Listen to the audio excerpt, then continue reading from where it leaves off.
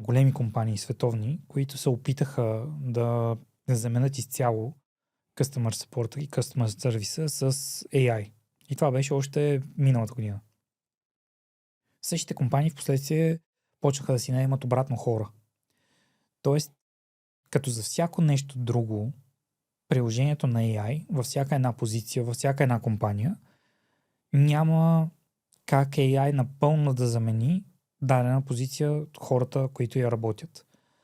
Да, той може да им помогне, да ги направи по-продуктивни. Примерно, вместо да наемеш 20 човека Customer Service, да имаш 10 човека Customer Service и един AI помощник. Това е напълно постижимо. Но изцялото премахване на човешкия фактор в един такъв екип се доказа вече, че не работи.